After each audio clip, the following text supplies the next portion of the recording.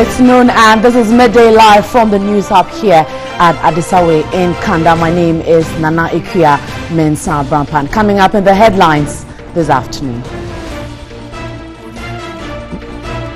Member on the African Union Advisory Board on Corruption, Daniel Batadam, resigned, citing what he describes as several instances of bad governance and corruption. Also, Member of Parliament for Whole West, Emmanuel Kwesi Betra, rescinds decision to resign from Parliament, and we'll be speaking to him shortly.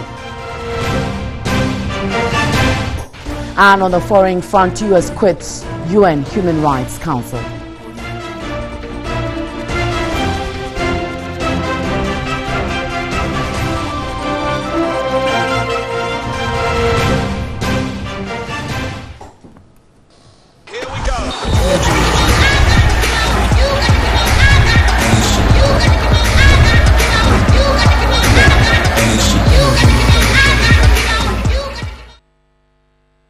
Well, thanks for staying with us. Remember, it's still Russia 2018, and yesterday it was looking quite good for Africa, talking about Senegal as well as Egypt. Egypt not doing too good. Yalfa Sulabi joins us here to give us an update or an analysis of what happened yesterday. Yeah, what happened to Egypt yesterday? Well, Egypt, I must say, are out of the World Cup. I mean, yesterday after two consecutive losses against Uruguay and then against Russia, they are out of the World Cup. But the bright side, Senegal have one win. Yesterday they won against Poland by 2-1. It puts them in good standing in that group. That gives them 3 points apiece with Japan, who also have 3 points after beating Colombia. So in their next games against Colombia, and you'd expect them to do better than they did in the first one. That is to amass another point and get them into the round of 16 stages, which will be very, very huge for Senegal, because the last time they were at the World Cup, they were able to attain that feat as well. But Egypt, though,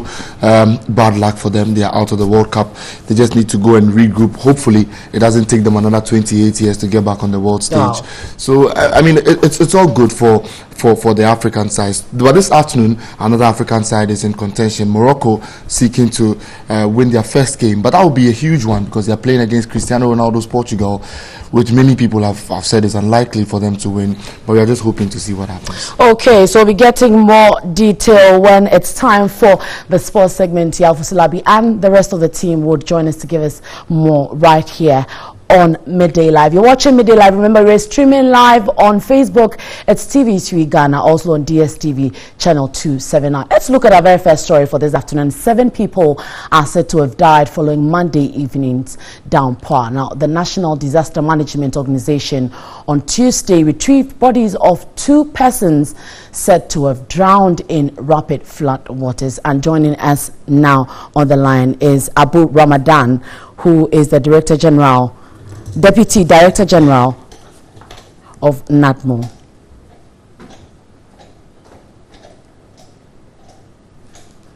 Hello, Mr. Ramadan. Good afternoon and thanks for your time. Good afternoon and thank you for having me. Now, in terms of numbers, we recorded 7 people who are said to have died. What more have you gathered after you went on your search following the downpour? Okay, we're still in the process of gathering data on the number of people who have been displaced and whose homes have been affected. And I wish to add that the body of the late doctor, Madam Dr. Opong Eje Aye, who was declared missing after her vehicle was found in the lagoon. We finally, together with the help of the locals in the community, found the body about some 30 minutes ago in the Kweshi lagoon. So the body is being sent to the police hospital for deposit and autopsy to be conducted. So we're still in the process of finding, putting together the assessment for the affected displaced persons and the number of homes that have been affected by the entire process. And by so doing, those who need immediate first aid help are being given, whilst we prepare to give out the main relief items for for victims that have been affected. I understand you are still gathering data, but I'm sure you can give us a number in terms of what you've gathered so far. If you can pin us, this is the number we've gotten so far. Professionally, it wouldn't be right for me to do that, but I can tell you hundreds have been affected. I don't want to give you a number that will come out to be less or more than what is the situation. So I can confirm to you that hundreds have been affected. Hundreds have been affected, and both children as early as 1 month. That's the lowest age that was affected. One month. The other one was 2.5 months, and months up to years. Young children that were affected by the disaster. So let's give ourselves by the close of the day. Inshallah, we can give you accurate figures as to the number of male, the number of female children, and men, boys and girls, and all the details, and the houses that were affected to us, households that were affected. We can give you all the details. All right, we are grateful for your time. Abu Ramadan is the Deputy Director General of NADBO. They're giving us some figures there about 100 people being affected after Monday's downpour. We'll be getting the figures right in subsequent bulletins. But still talking about rainfall, the Ghana Meteorological Agency wants the media to attach urgency to weather notifications. Head of the forecasting session, Joseph Potofi, said the agency issued a weather warning prior Monday's downpour, which most of them missed due to the late notification. Meanwhile, another downpour is expected on Wednesday, June 20. The downpour on Monday, June 18, rendered parts of the capital flooded. Affected residents in the flood-prone areas were helpless. The Meteorological Agency has since been accused for failing to issue a weather warning, but the agency is blaming the media for not attaching urgency to weather warnings. So they give the weather warning very, very late, not very, very late. So if you are not closer by your PC, I don't think you may be able to get the weather warning. But because we don't have your line, the line that we have is email. We don't have your fax machine number so that we can fax it to you. So we are saying that henceforth the public and the media houses should bear with us and give us their direct line, so that if anything at all, if it is 2 a.m., we can call into your studio and then give the weather warning to the public. Some areas in Accra recorded between 67 and 89 millimeters of rain. The western region also recorded over 100 millimeters of flash floods. So while it was raining in Accra and its environs, it was also raining in Sawam, in Suhum, the mountains, the hilly area, that is Akwapim region, all those things. And when it happens like that, they must all run into the sea through Accra. So once it is raining, then it's raining in Accra, then definitely we are going to have what we call a flash flood. And that was what happened this morning. The agency is warning residents of communities in low-lying areas to immediately relocate. We are expecting that maybe by Thursday, Wednesday evening to Thursday, we should expect another rain. You are staying beside a river bank, then you should be doing well to move out, because by this time all the river banks are becoming full, and any additional rain will spill over and get into your home. And when it gets into your home, it might destroy your properties, and it can even cost your life. The agency has predicted more rains this month. Right, so the Meteo Agency is predicting rains for today, Wednesday, as well as Thursday morning. But the agency services said that the media is the most reliable source of dissemination when it comes to the weather warning under a current challenge of resource constraints. And the department, however, blamed the media for not doing this well enough in terms of getting the notifications on time to broadcast. And today we are finding out from you on what you think. How do you get your weather warning? How do you plan for the weather? Do you rely on personal judgment, or do you have an accurate source of information? Today, on What Do You Think, I want to find out how you plan for the weather. I just analyze the season we have and then consider it. So I don't really have a valid information or a basic source to get my information about the weather, how the weather will be in the day. Oh man, sorry, my planet say I be a so better and I so to as I met me up here. Say I be a we see a kusua. metumi pue. You say be assume to be answer na metumi pue. You look at the sky and when the weather is dark, then it means maybe it will rain or something. If the weather is cloudy, I can predict that maybe there will be a rain. So that will be my judgment about the weather. I don't rely on any agency. Luckily for me, I have a weather app. And so I just check. It's automatic, so it gives me notifications of how the weather will be like. Sometimes, reporting show TV so weather forecast, and also sometimes catch it's me juma. Sometimes so we share one side that utumu say benkum so say no emuna utumu say we the ensure better. But when if I say I will see ento. Sometimes it's me yes, sometimes so overcono ensure need to be talk. I know that we have the meteorologists, but I think they are not reliable. The last time they predicted wrongly, and the rain got up with the former president John Dramani Mahama. So really, I don't take them serious. Well, so you watching us streaming live on Facebook. You can also tell us how you predict the rainfall. It's TV3 Ghana, and send those comments coming in. We'll move away from issues on rain. And a member on the African Union Advisory Board on Corruption, Daniel Batidam, has resigned, citing what he describes as several instances of bad governance and corruption. The former presidential advisor on corruption said he had witnessed several degrees of lack of probity, accountability and transparency at the Secretariat of the African Union Advisory Board on Corruption and some departments of the AU Commission. He adds that his decision to resign is purely based on principles. And right now he joins us via phone. Let's speak to the former member on the African Union Advisory Board on Corruption, Daniel Batidam, for more. Good afternoon to you, sir, and we're grateful for your time. Good afternoon. Yeah, Mr. Batidam, now looking at the issues raised, can you give us some instances of one, bad governance, and two, corruption, which have compelled you to resign from your position? Well, I don't know whether this is the right forum. Hello, Mr. Batidam.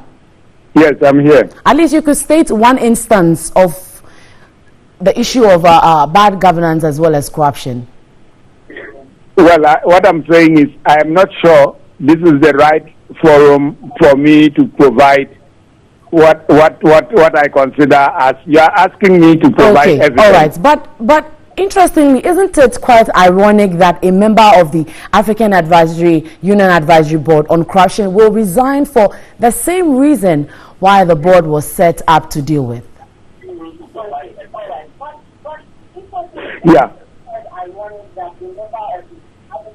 Mr. Batidam, are you there? Yes. Perhaps I should stop. Are you there? Yes. I'm saying that the point is the AU is the foremost organ of the African Union, and it is set up to perform. It has structures that assist the heads of state and government to perform its functions or mandate. Among them, the African Union Commission, the Pan-African Parliament. We have the African Court, which is based in Arusha, Tanzania, where the Advisory Board on Corruption, on which I have served for 3 years now, is also based. And what I have raised in my resignation letter is simply to say that, well, it's a good idea to have an advisory board and other organs of the African Union to perform various functions. But first of all, they must be enabled to do that. In other words, we have to be giving the resources to do that. And then secondly, we have to have the independence and the credibility to be able to do our work. So if you find yourself in an environment where even the very values and principles that should guide your work are undermined, and for me, in the case of the advisory board, we are talking about activities of personnel employed to work for us at our secretariat. And so I as chair of the board for 2 years, a little over 2 years, from 2015 to 2017, we raised some of these issues through petitions that we submitted to the chairperson of the African Union Commission in Addis Ababa. We managed to get the commission to set up an investigation sometime last year in March 2017. But as I speak to you today, we don't even have the final report of that investigation. In the meantime, we have had a new set of board members, of which I happen to be a part because I was re-elected in January 2017, thanks to the support of our new government under the leadership of President Akufo-Addo. And so I'm serving out my second and last term. Unfortunately, we are getting a recurrence of the very issues that we have been raising over the last 3 years during my tenure as chair. And I should be open to tell you that in March 2018, this year, just 3 months ago, the board had to send another petition to the commission, the AU Commission in Addis, with virtually the same issues that we raised 2-3 years ago, which are still not resolved. And they border on the same issues of bad governance, maladministration, mismanagement of resources at our secretariat. And the sad thing, I must say, is that it appears that there are people in Addis Ababa at the commission who are ready to cover up these malpractices. And so at a certain point, one just asks oneself, is it worth the trouble? Of course, we know that we are not in a world of angels and saints. And that is why we must have convictions and the hope that our convictions, beliefs, and values can help us. Mr. But at some point, when you don't see anything happening, I think rather than being associated with the wrongdoing, my take was that enough was enough, and that's why I chose to walk away. Right. Now, Mr. Batidam, before I ask my final question, if you could reduce the volume of your television set. Now, looking at the instances and the efforts you've put in place, will you then call for the entire commission to be overhauled if indeed these issues persist? Well, the AU Commission, not the AU Commission, the African Union heads of state and government are meeting next week in Nouakchott, the capital of Mauritania. And at that summit, of course, they will be addressing the theme for this year, which is on anti-corruption. It is my expectation that the heads of state, that is the penultimate body of the union, is going to call for some answers on the issues I have raised in my resignation letter. And again, it is important to point out that the sad thing that I discovered after my resignation was that it took less than 1 week for the African Union Commission to accept my resignation. And we have been complaining about issues for years. They are not addressing them. And then I turn in my resignation, and in a quick turn of events, they are accepting my resignation quickly without even challenging the issues I'm raising in my resignation letter. I think this must be serious, not only for our political leaders, but also citizens of Africa. Because what I am talking about borders on the abuse and misuse of scarce resources, which I believe could go to help address poverty and other challenges that we face on our continent. Okay, Mr. Batidam, we are so grateful for your time this afternoon. Daniel Batidam is a former member on the African Union Advisory Board on Corruption who has resigned, and he was giving us the account of really what has happened and looking at the way forward. Away from that, a member of the NDC communications team, Sami Jemfi, has described the $13 million fund diversion allegation leveled against former President John Mahama as lies cooked by the NPP. His comments sparked reaction from CEO of NIB, John Kuma, who urged the NDC to address or focus on addressing the allegations instead of engaging in a needless banter? Clearly, this dubious allegation, this bogus petition was cooked at the headquarters of the New Patriotic Party.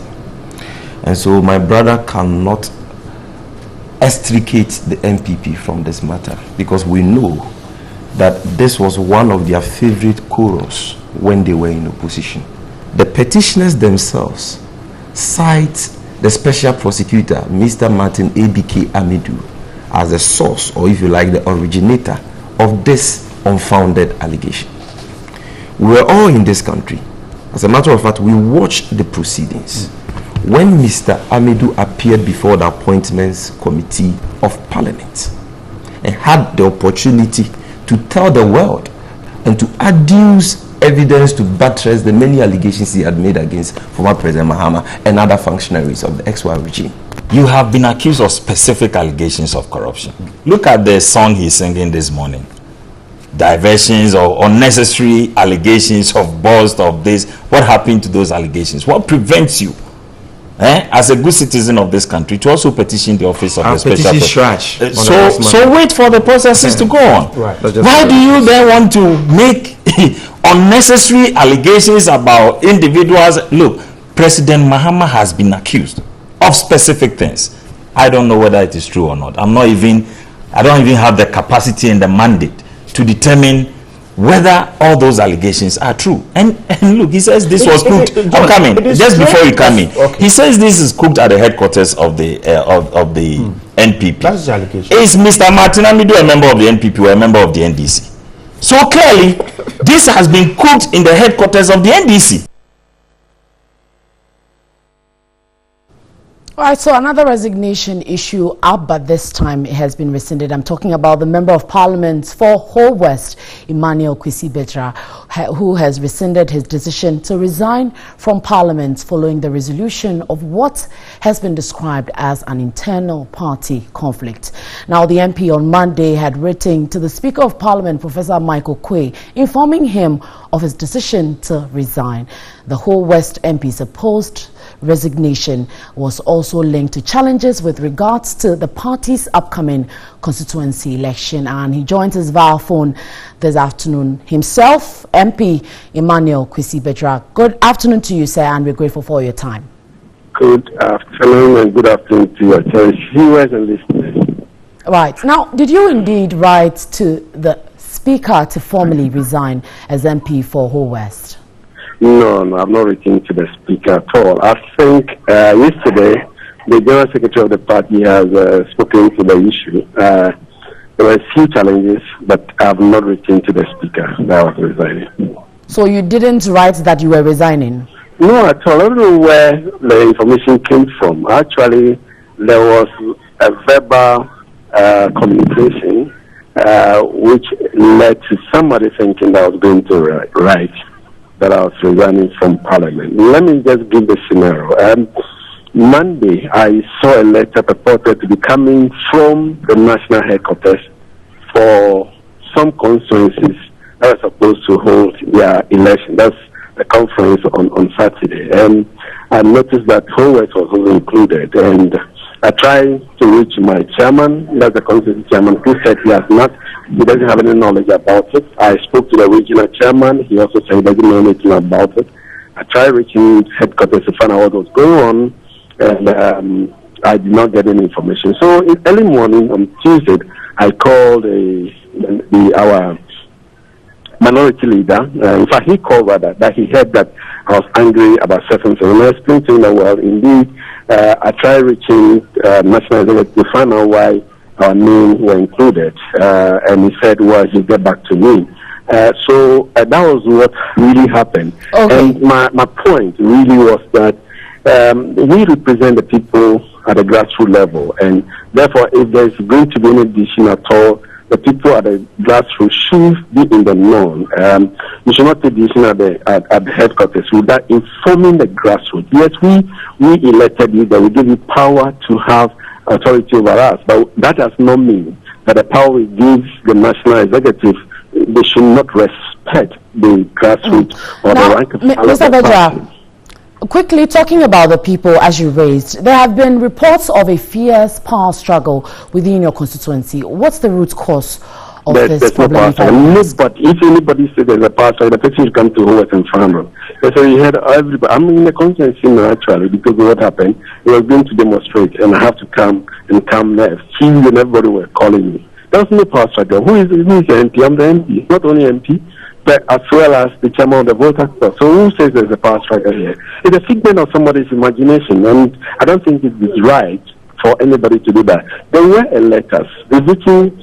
The one gentleman wanted to be an MP, started campaigning since 2015. As soon as the election was done, the general election was done, he started campaigning that he wants to be an MP. So then our constituency executive wrote to him that it was not right. We are now in a position, the new government has not been installed. We should wait till the new government be installed. So that has been going back and forth. And so we had this registration exercise. He came in, tried to disrupt the registration exercise, and they reaching to him that they were suspending him from the party. And that led to another thing altogether. So eventually, the national executive came down to the regional office to meet with the executive, the constituency executive, to resolve the issue, and that has been resolved. So there was no power struggle at all. Okay, we are grateful for your time for that clarification regarding your resignation as well as rescinding the decision. Emmanuel Kwesi Bajwa is the MP for Ho, right? The clearing the air, talking about he resigning, which he said he never resigned, and of course coming with a rescinding of that decision. You're watching Midday Live and we're taking a breather. We'll return shortly with more. Stay with us.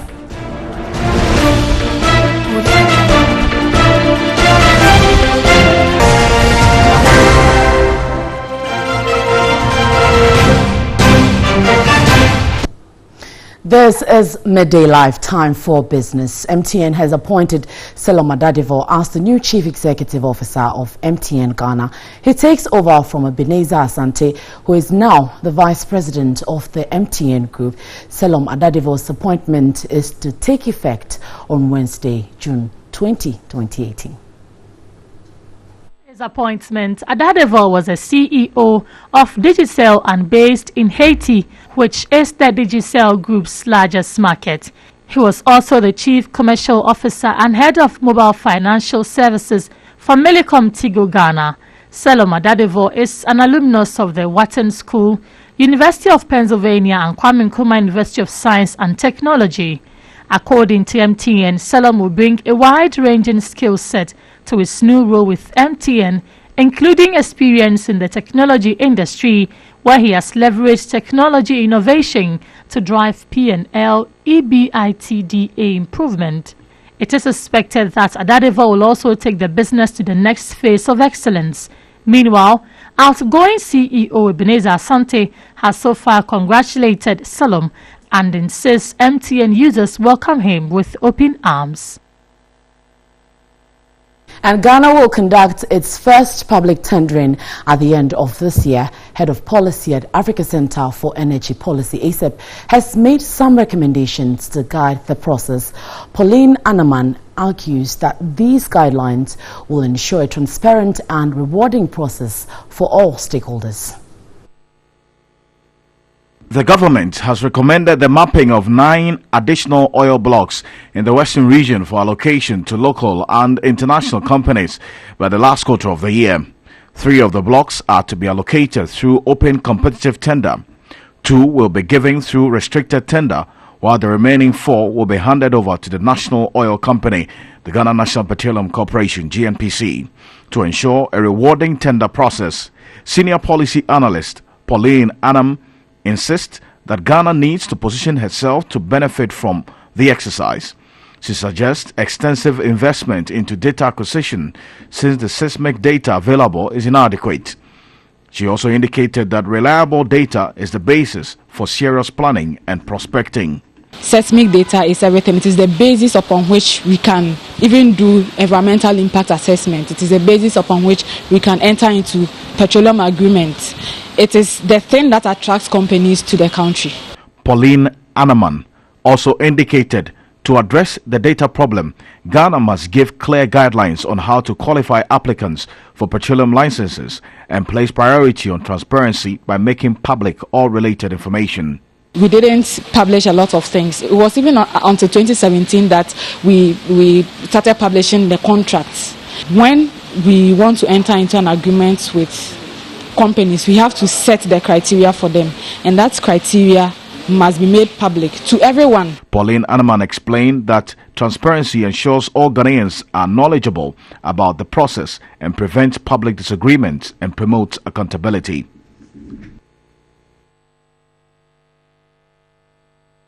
And that will do for business this afternoon. Right, so we're moving away from business to some more issues, talking about issues coming from the court, and one of the accused persons standing trial for the murder of JB Dankwaidu, Daniel Isiedu, has accused the NPP for sending him to kill the former legislator, and he told an Accra District Court he was instructed by his sponsors to rather accuse the NDC of sending him to commit murder. Godfrey Tanam, who has been at the proceedings, joins us in the studio. Is our court reporter. Godfrey, good to have you here. Now, what did you gather from the courts, looking at what I have in front of me now? No, that is a case that we've been following for some time now after the murder of the former MP. We've been following the case up to date, and today we went back to court to hear what the investigator has to say, the prosecutor. You know, they are still investigating the case. So when the case was called, the investigator or the prosecutor told the court he was still investigating, and then Daniel Boso raised up a hand. And then the judge called him and asked him, what does he want to say? Does he want to confess? Does he want to complain about the conditions that he finds himself in the prisons or whatever it is? Then he said that he wanted to confess. Then he was asked, okay, fine, if we're going to confess, then we need to record whatever you say. So he told the magistrate he was contracted by the MPP to kill the MP, and he was actually told that after the execution of the contract, as he put it, he was going to be promoted. That's how he put it. So the judge asked him, what does he mean by promotion? And he says that it is to give him whatever he wants. That is, if whatever he asks for will be given to him. And he was told that he would be arrested. He knew he was going to be arrested after he finished with the contract. And then he was told that after he was arrested, he should say that it was the NDC that sent him to do that. And he's been going back and forth, up and down, and so finally, what was the court's conclusion? Has the case been adjourned? What is happening? The case has been adjourned. So what the court is saying is that you go and think about the whole thing, and then come back on 26th of July, whether to add more to whatever he has said or to retract whatever he's saying. Because at the end of the day, this is the committal stage. At the end of the day, he has to move to the High Court, where he's supposed to go and prove all that he's saying, and that is where the trial proper begins. Okay, I'm sure Godfrey Tanam will be giving us more in his reports and subsequent bulletins from the court, talking about one accused person standing trial for the murder of JB Dankwaidu, Daniel Isiedu, who has accused the NPP for sending him to kill the former legislator. Godfrey Tanam is our court reporter. He has more later. And to some other issues, Parliament has rejected the formula by the District Assembly's Common Fund Administrator, Irene Natoshi Ado, on how to use the common fund.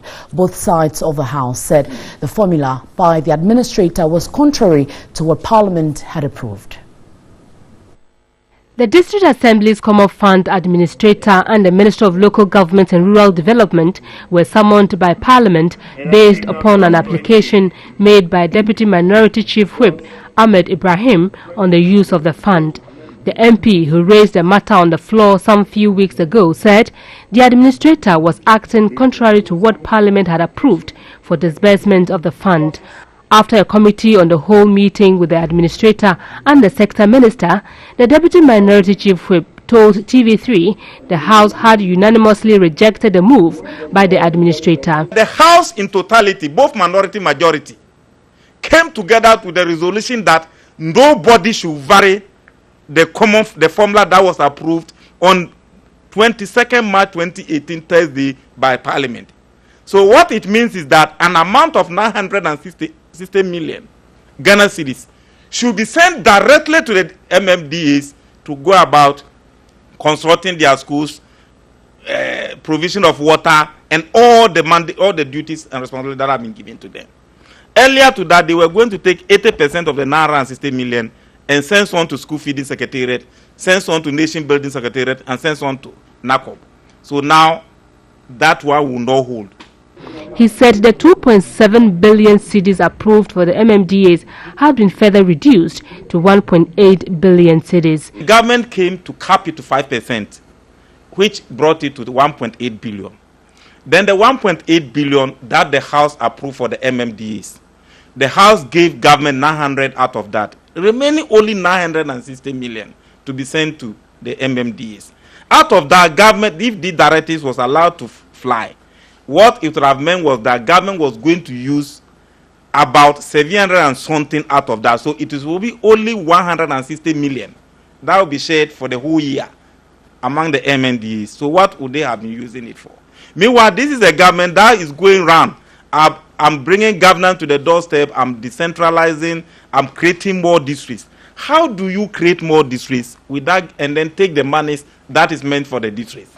He said the House would monitor to ensure the formula is adhered to. Parliament has rejected that the so-called directive, and the minister and the administrator are saying that there was no directive of that sort, meaning all the assemblies are to go by the formula that was approved. And the administrator for this assembly common fund will make sure that she is not sending any money of the this assembly common fund to NACOB. Nothing is being sent to school feeding, and nothing is being sent for planting for food and jobs.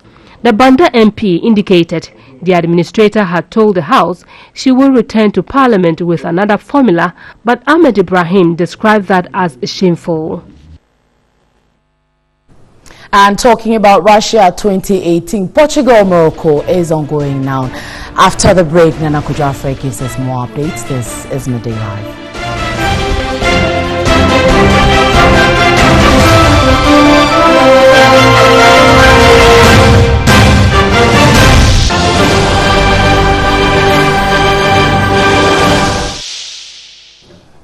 And on the foreign front this afternoon, the U.S. has pulled out of the United Nations Human Rights Council, calling it a cesspool of political bias. The hypocritical and self-serving body makes a mockery of human rights, said U.S. envoy to the UN, Nikki Haley.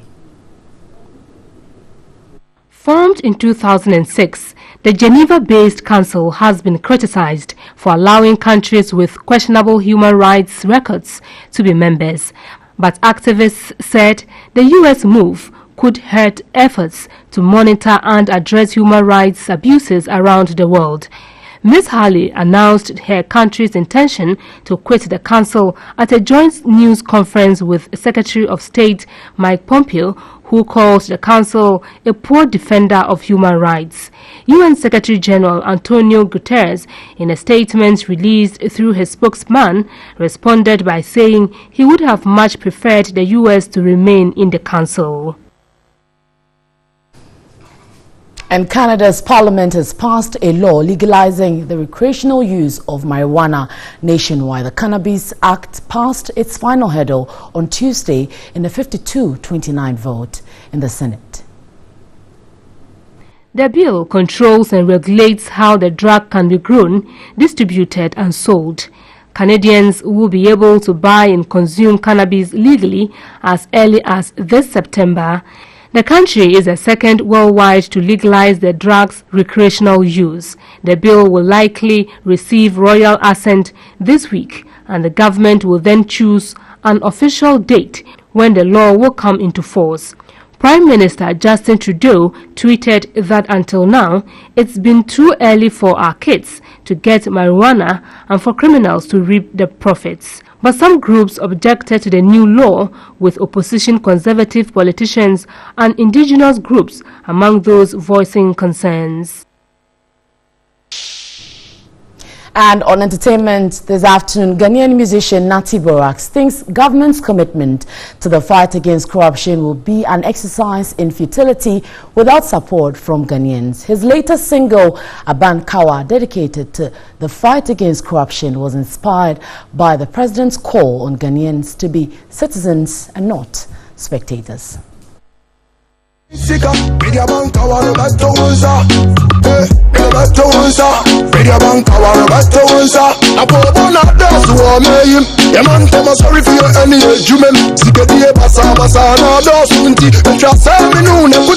During his inaugural speech, he said that he's going to protect the public purse. In other words, he's going to fight corruption. Indeed, the fight against corruption is a shared responsibility.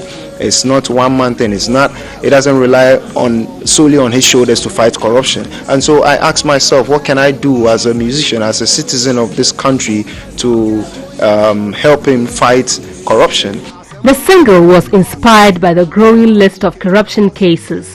Borax considers the production of the patriotic song as his special contribution to the president's anti-corruption campaign. Yeah, there are equally good songs out there that I have it in my repertoire to come out with, okay, commercial songs that could actually, be commercialized and give me some returns.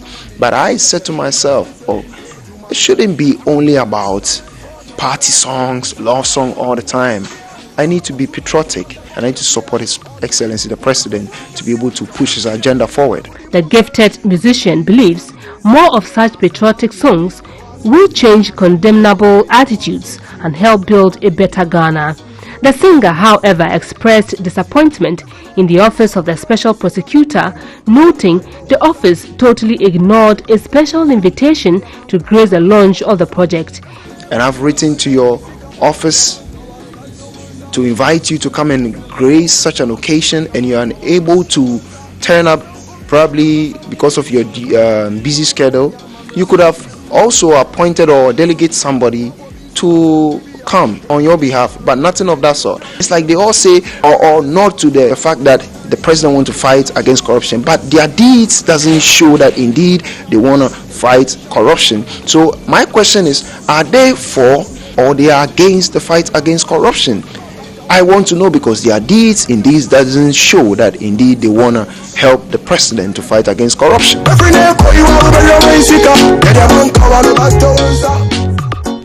Right, and that's it for this afternoon's bulletin. Remember, there's more news on 3news.com. You can keep your views and comments also coming in on our page TVC Ghana on Facebook and Twitter. My name is Nanikia Mensah Baba. Do have a good afternoon and enjoy your lunch.